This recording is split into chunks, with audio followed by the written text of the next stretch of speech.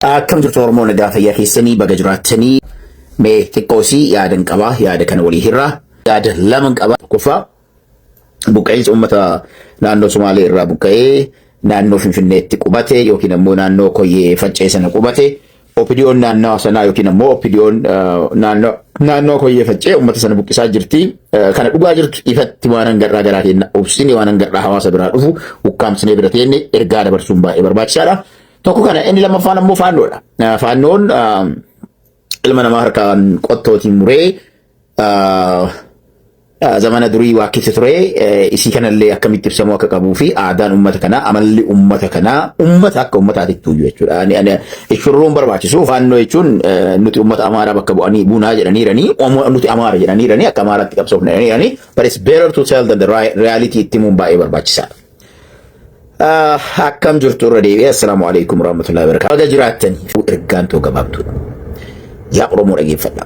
Oromoon guyyaa naannoo Somaalee irraa abdii illeetiin buqqa'u Oromiyaa lafti koo jedhee gara Oromiyaa keessatti fidanii hooggansa Lammaa Magarsaa jalatti naannoo Finfinnee kana qubsiisan. Oromoon naannoo Finfinnee kana qubate kun hedduun isaa bakka inni bu'ee yoo amma hin beekamu jechuu hin dandeetta. Hedduun isaa gamana facaasan garam facaasan mana uummanni ijaaree barbaadan irraa diigan barbaadan irraa fudhatan.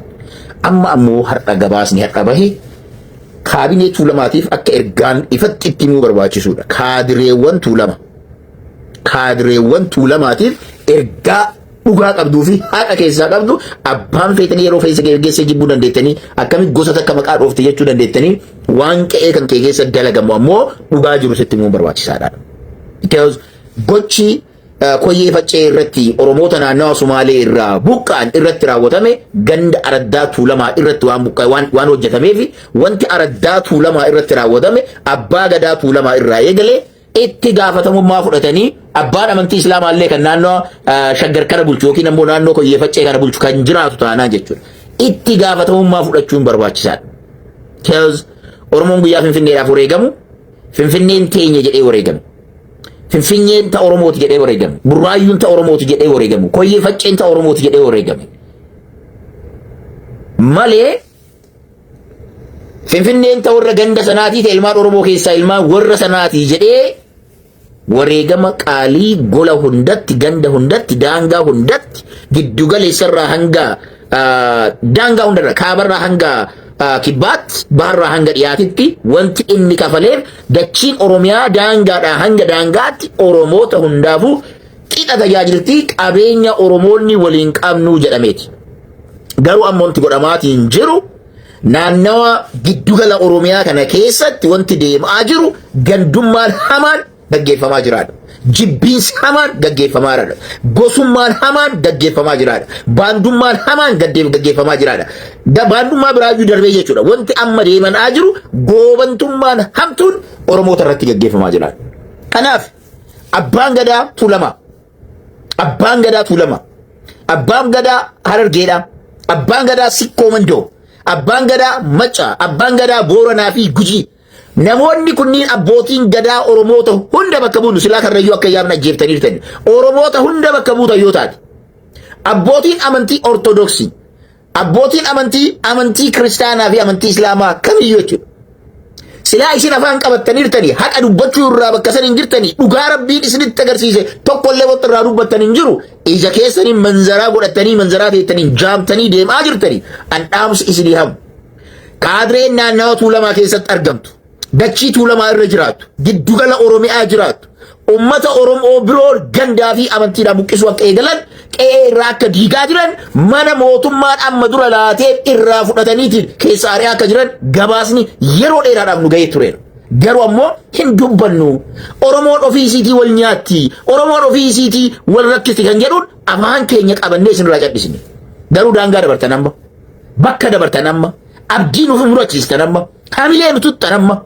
Nuti ilmaan Oromoo ilmaan abbaa tokkoo osoo jennu isinis yoo barbaaddan Oromoon hundi Oromoo tokko osoo jettan aangoo qabatamtan fayyadamtanii har'a ummata abdii illee qe'ee isaa irraa buqqisee naannoo Koyyee Faccee qofaa miti naannoo Tuulamaa keessatti bakka hundatti lafti kennamee hawaasni kun rakkoo hamaa keessa kan galchaa jiru isin dhalattoota naannoo kanaa warroota aangoon biltsiginnaan isinitti kenne lafa oromoota tuulamaa kana gurguratanii araqee fi dhalaa amaaraa jala erga fixxanii booda foon mana amaaraatti erga fixxanii booda amma immoo as garagaltanii hiyyeessa qe'ee Somaalee keessa dachii jijjigaanta Oromooti dadhabina OPDOtiin jechuudha sababa keessanii ammallee sababa keessanii qe'ee san irraa buqqanii Oromiyaa keessa jiran hadha qe'ee irraa buqqisaa jirtan hadha lafa Finfinnee silaa isiniifuu kabajaadha silaa isiniifuu Oromoon isin keessatti galuun bakka biraatii galee isin keessatti Oromoo sana qobsiisuun tokkummaa Oromummaa Oromoon maal akka ta'e silaa isinirraa baratan hadha garuu Oromoota abdii biillee qe'ee irraa buqqise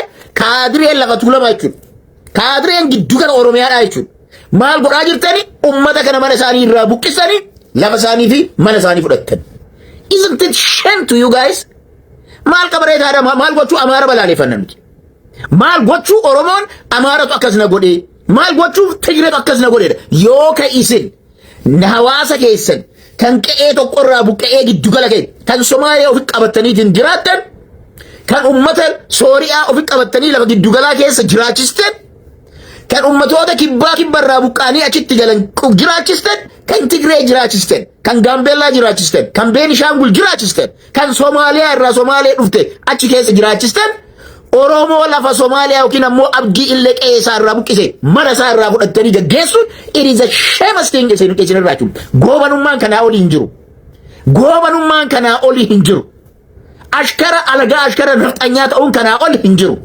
kanaafi abbootii gadaas dabalatee waan kana ni sirreessa yoo taate sirreessa lakkaa hin sirreessinu Oromoon lafa naannoo Somaalee irraa buqqee giddugala Oromiyaa irraa wamaa hin qabu lafti tuni teenya malee isin deemaa gala akkuma Adaamaa irraa mana 5,000 yeroo buqqisan kantiibaan magaalaa Adaamaa maal jedhe Adaamaa irraa mana ijoollee jalaa diigee deemaa gaara mul'ataa bakka irraa buqqee irraa dhuftan san misoomsaa jedhe laala hubadhaa kan salphinni akka deemaa jiru jechuudha akkam kufaatiin akka deemaa jiru akkam Oromoo addaan caccabsuun akka deemaa jiru addaan caccabsisanii giddugallee aangoon nu harka jira sababa jedhuun kadeemtan taanaan aangoon tarabbiiti osoo Oromoo waa isin godhuu baatte osoo jijjiiramni dhufuu baatte rabbuudhaadhaa isin godha cubbuu Oromoo warri cubbuu Oromoo dhiiga Oromootiif iyyaan jechuudha kanaaf Oromoodhaa jennee agoobara wal irra qabaa wal kabar godhaa lakkisa akkasitti hin dubbannu yoo akkasitti hin dubbanne ulee gandaatiin eegaltan jennee bira kuttan daangaa dabartan abbootiin gadaa yoo jiraatan dhugaa kana kaadiree lafa giddugala Oromiyaa irra jirtu lafa tuulamaa hunda irra jirtu dhugaa jirtu ittima ummata irraa dhaaba ummata irraa dhoorga lakkii hin dhoorginuu kan jettan taanaan laala bada lakkii waan kana irraa hin dhoorginu kan jettan taanaaniin guyyaan tokko ni dhufa guyyaan sun ammootu dhugaa dubbachuudhaaf yoo taate Oromoon kaleessa guyyaa master plaaniin irratti wareegama qaalii san kafalu Oromoon 5,000 yeroo lubbuu wareegama san kafalu eenyu jedhee wareegamaa turedha kanuma isiniin jedha ergaa tana yoo barbaadde mura warroonni murtanii hojjetan abbootii gadaa abbootii amantii sheeqeessota nabiyyoota isaanii maalii isaanii hunda isaaniitiin ga'a Abiyyi Shimallisiin illee ga'a kuni komii ummaticha qabatamatti dhufaa jirudha komii miidiyaalee Oromoo hundarra jirudha komii dhoksuu garaa jalaa waan dhufaa ture dhoksinee dhoksaa bira ol darbeedha kun dhaaba hin baasu wanti kun dhiisa hin baasu wanti kun hin buqqisina Oromoo isin abdiin illee kana ta'uu baannaan garaagarummaan isin qabdan maali abbootiin gadaa abbootiin amantii majammaraa ajandaan jee kan dura Oromoodhaaf ta Oromoo afaan Oromootiin ta isaanii afaan isaaniitiin adara namni Oromummaa qabdan kaadiree naannoo giddugala Oromiyaa jirtu kaadiree naannoo lafa tuulamaa bulchitu ummata Oromoo kan jijjigaa irraa abdii illee buqqisee irraa manaa gadi baasanii qabeenya isaaniitii wajjinii fi lafa sirraa mana sirraa fudhatanii jiru kanaaf ilmi Oromoo naannoo giddugala Oromiyaa jirtan abbaa amantiis ta'e ilma Oromoos ta'e Oromoon akka Oromootti wareegamaa ture Oromoon akka Oromootti du'aa ture Oromoon akka gandaatitti miti kan du'e akka gandaatitti hin salphanne guyyaa naannoo 5 irraa buqqisan akka Oromootti buqqisan malee akka namoota naannoo biraa yookiin amantiitiin hin buqqaane kanaaf abbootiin gadaa Tuulamaa abbaan gadaa Sikkoo Mandoo abbootiin gadaa Gujii abbootiin gadaa Booranaa abbaan gadaa Harargee yookiin Arfan Qalloo ta'uu danda'a abbootiin gadaa godinoota Oromiyaa hunda keessan kaadiree naannoo Tuulamaa keessatti hawaasa silaa qubsiisuudhaa fi tajaajiluun isaan barbaachisu. Qabeenyaa fi mana isaanii kan mootummaan yeroo Lammaa Magarsaa fa'aa laateef buqqisanii manaa baasaa jiran kana adara dhaabsisa. Dhaabsisa. Oromoof gaarii waan hin taaneef jechuudha. Oromoof gaarii miti dhaabsisa. Isii tana ta Oromoodhaaf qaban. Because ajendaan akka kanaa summiin akka kanaa kun kaadileen lakkoofsaan 10-20 taate takka. Kaadileen lakkoofsaan 10-20 yookiin 30 hin caalle yookiin 100 takka hin caalle hawaasa Oromoo waliin buusuudhaaf gochi isaan naannoo Koyyee Faccee amma raawwatanii fi amma dura naannoo Finfinnee kana irra raawwatan gahaadhaa wali. Including Adama. Dhaabsisa. Dhaamsa kooti kun. Kuni kana gochuun namoota kana alagaan akka Oromoo gargar qoodu. Alagaan akka Oromoo irratti duulu. Alagaan akka Oromoo gargar qoodeetiin fedhii kana waan qabanii fi abbootiin gadaa Oromoo ummata kana dhaabsisa.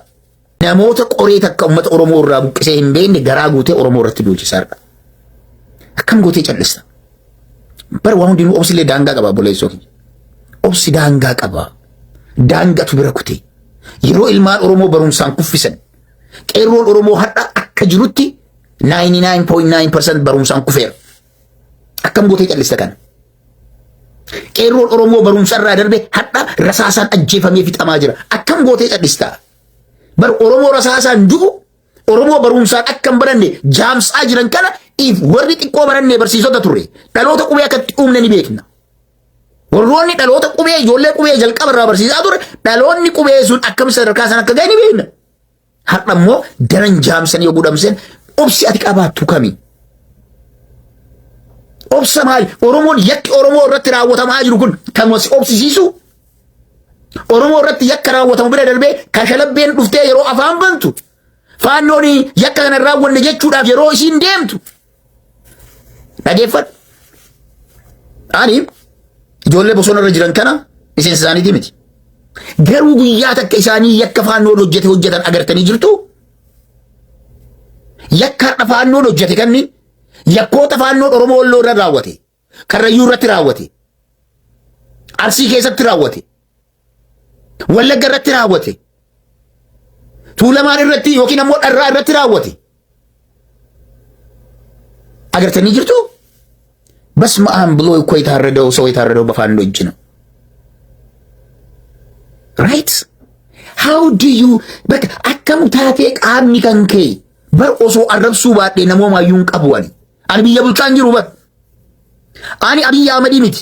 Abiy Ahmed iyyuu arrabsaa agartaami. Yoo barbaade jil, yoo barbaade jilaan jil, yoo barbaade jilaan foo. Arrabni Abiy Ahmed nama arrabsee ni jira. Jira. Yeroo geesseen kashalabbee maqaa Oromoo gonfattee Oromoo irratti shira dalaydutti yoo dubbate maaltu bade obboleesso? Maaltu bade mee naa himi? Osoo ani taate ati silaa sitti dhagamee akka ana dhagameetiin ana dhiigni kiyya danfee godha dhiigni keessatti danfuu qabaata. Osoo dhiigni keenya danfee osoo dhugamatti haqa Oromoo qabaannee hundi keenya silaa kana booda wanti nuti nuuf hin jirrenne walitti dhufnee mari'annee waan Oromoodhaaf ta'u murteessina. Garuu we are not at that level. Mana galleetii enneerra. Kan wareegamaa jiru haadha Oromooti. Ilmi bosona deeme jedhameetiin ajjeefame. Zamana Haile Sillaasee keessa kun ta'ee beekaa? Zamana Dargii keessa ilma fidi. Yoo ilma kan kee waraanaaf hin kennine situ deema jedhanii warra ergaa turan daangaa waraanaatti nan beeka. Eessuma kiyyarra kun gaheera. Garuu ilma kan keettu bosona jira jedhamee haatiin ajjeefamne zamana waggaa 30 TPLF. Ilma kan keettu bosona jira jedhamee abbaa warraa kan keettu bosona jira jedhamee haatiin ajjeefamne. Abbaan hin ajjeefamne hidhameera. Garuu amma ajjeesaarani. Ilma ani hanga kiyya naannoo dhaladhetti guddadhe keessatti hanga umrii kiyya guutuu nama na afoo qabanii dargaggeessa rashaasaan irra shanan hin agarreen. Hattuu TPLF ajjeesu argeera. Magaalaa keessatti hattuu na dura ajjeesaniiran. Garuu I did not see honestly akka amma mootummaan kun nama itti ajjeesutti nama du'u. Maaltu nuuf hafe? Oromoodhaaf maaltu hafe dhiiroo? Tell me, wantummaan Oromoodhaaf hafe jettan maali? Oromoon bar huccuu isaa mulqatee sadarkaa deemu irra gaheera. Oromoon bar bilicliqiidhaan sossobamee ilmi namaa asitti ni ajjeefamaa. Yoo ati dhugaa kana dhugaa uummataa dubbatte boo'icha dadhabnee jirraa boo'icha dhiisiisiin jedhan. Mee abbaan kan kee yoo du'e ati hin boossu? Ilmi kan kee yoo du'e ati hin boossu? Firii kan kee yoo du'e ati hin boossu? Manni abbaa kan keetii yoo gubate ati hin boossu? Manni abbaa keetii maqaa maastar pilaaniitiin kan waggaa meeqan itti lafa daaraa godhamee diigameetiin yeroo ka'u ati hin boossu? Hawaasa Finfinneetiif yoo kaasaa kafalan Oromoo yoo taatu ammoo Oromiyaa keessatti kan kaasaan siif hin kalamne yoo taatu ati hin boossu? Jimmarraa kaasee Abiy Ahmed faarsuurraa bar hanga godina Oromiyaa hunda nama of ajjeese jira. Nama maraatee mataa sammuu dhabe jira bar. Isinitti nagaamu kun? That is why I get mad. Yeroo Kashlabbeen dhufteetiin dhimma Oromoo laattu.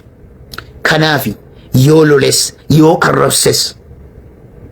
That is the reason why. Of course, food stamp jala jira dhugaan mul'is dhugaa. I know him. Manni mana qabaleeti kan keessa jiraatu. Ana dura biyyana dhufee hanga ammaa mana qabalee keessa jira. Hanga ammaa food stamp gurata. Hanga ammaa medikaala jala jira. It will begin very soon. It will begin very soon. Kana sirriitti beekuun barbaachisaadha. Namni umrii isaa kana jala taa'eetiin dhimma siyaasaa Oromoo bocu. Afaan qabaaf qofa mootummaa deeggaruudhaan mootummaan namoonni kun jajjabaadha jedhu ni salphatu guyyaa tokko. Taayyeef hin taane mootummaan kun, Lammaaf hin taane mootummaan kun, Jawaariif hin taane mootummaan kun Oromiyaa guutuu keessatti ilmi namaa jimlaan ajjeefamaara. 20 bakka tokko rashanamaara. 3 obboleeyyantu rashanamaa jira. Laal salphina mootummaa kanaa deemee obboleessa bakka baxxee urgeessa ajjeesanitti obboleessa itti gaafatama biiroo barnoota Oromiyaa obbo Tolaa Dr. Tolaa Bariisoo obboleessa isaatu ajjeefame. To that extent ilmi namaa dirree irratti qabamee ajjeefama.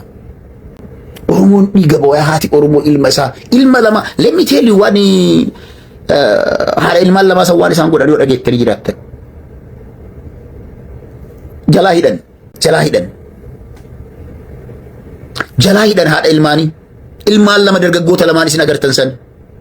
Then hidhanii kaaniitiin maallaqa fidii gasii dhiisnaa dhaniin. Yeroo isin maallaqa karaa irra deemtee carqii jala qabatteetiin hawaasa irraa gurgurattee kadhatteetiin hanga argattee hin deebitu maallaqa illee irraa fudhatanii ilmaan jalaa ajjeesan. Kuni nama callisiisaa Oromoo. Kuni dhukkubaa miti Oromoo. Kuni kansariidhaa miti Oromoo. Obsinee it is causing a depression. Akka yeroo Haacaaluu sana depressioniin hamaan Oromootti deemuuf deemaa jira. Kanaaf yaa Oromoo dammaqaa. Let's wake up. Hiriyoota wal fakkaattan yoo qabaattan, hiriyoota wal fakkaattan 10 barbaada 10 waliin mari'adhaa. Dubbiin Oromoo kun hundi keenya gadi baanee dubbachuu danda'uu qabna. Haqa Oromoodhaa hundi keenya hirriba nu dhoorgee lallabuu danda'uu qabna. Guyyaa haqa Oromoo lallabne. Jara keenya kara deemaa waa meeqa akka inni jijjiirame beektu? Ummata beela'ee waggaa 5 oliif ukkaamsan nama maqaa Daani'eeliti. Rakkoon sun ifa akka hin bahe ummanni Booranaa dhumaatii irra kabaye. Ummanni Wallaggaa, ummanni Walloo, ummata dhumate qilee keessa seenanii rakkoo wareegama barbaachisu kafalee ummata dhumate namni kafale nama kana kun he's watching us now. Jara keenya namni akkasiitti nu barbaachisa. Oromoon ani du'ee sabni koo haa jiraatuun akkasi. Akka moorra garaadhaaf bulu kanaa miti jara keenya.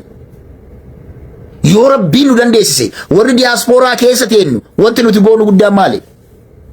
Dinagdee keenyaa fi sagalee keenyaan ummata keenya bira dhaabbachuu. Wama lamaan kana isii lamaan kana keessa takkittiin isiin duraa maalidha? Akkuma nama sagalee ta'aa jiru rakkina ummata keenyaa irraa dubbatu kana dubbachuu qabdanii. Let us all talk. Hundi keenya haa dubbannu. Warri biyya jiru dubbachuu danda'anii hidhaa keessa jiru. Nama mana hidhaa jiru akkam godhii dubbadhu dhaanan. Daawar ibsaa dubbadhu wanta inni godhuu danda'u limited. Miidiyaa irra odeessuu danda'a. Laalaa hubadhaa. Geetaachoo Raddaa akkamitti akka inni Filip ta'e agartanii mi? Geetaachoo Raddaa Abiyyiin jenosaayid jedhaa bahe. Miidiyaa makaleessa leencoo baatii maal ture? Geetaachoo Raddaatiin seenaa Aljaziiraa gaazexeessanii walaaltanii hedduu si kofalchiisa miidiyaan sun Oromoo akkatti inni saaxilee fi aangawoota biyyattii sana akkaataan inni itti saaxile. Umrii waggaa 100 walakkaa dhahaa jira. Boruma nama daqiiqaa 5 booda amma booda waan ta'u beeku. Kanaaf jecha garaa keenyaaf hin bullu warri garaadhaaf bulu dhiiga ilmaan namaa foon ilmaan Oromoodhaa biddeena godhatanii dhiiga ilmaan Oromoodhaa bishaan godhataniiti warri dhugaa jiran itti afufanii. Oromoonni dhugaadhaaf dhaabbattan adaraa haqa ummata keessanii dhaabbadhaa. Ijoolleen kaabinee giddugala Oromiyaa irratti dhiyaatan garuu itti himaa. Oromoota isin keessa jiran hin rakkisinaa jedhanii. Oromoota naannoo Somaalee irraa buqqa'aniitiin naannoo lafa Tuulamaa fi lafa Arsii keessa illee jiru. Naannoo Shaashamannee jiru. Naannoo bishaan gurraachaa qubsiifamee jira. Oromoonni naannoo bishaan gurraachaatti qubatanii bulchiinsi naannawaa Shaashamannee miidhaa irraan gahaa taanaan uummanni Arsii likkii galchuu qaba kaabinee san. Ulfaadhaa galatooma naaf jiraadhaa isiniin jedha. Assalamu alaikum warahmatullahi wabarakatuh. Obboleeyyan koo ka Oromoo hundumti keessatti haati Oromoo boo'ichaadha Oromoo rakkoon Oromoodhaa bal'ataa jira. Rakkoo bal'ataa jiru ammootu cadhisnee hin laallu waan dandeenyeen uummata keenya bira haa dhaabbannu. Waan biraa yoo dadhabdan sagalee ta'aa. Sagalee ta'uu yoo sagalee ta'uu hin dandeenye dandeettii sana hin qabne ammootu diinagdeedhaan bira dhaabbadhaa isiniin jedha. Ulfaadhaa galatooma halkan gaarii guyyaa gaarii bakka jirtanitti.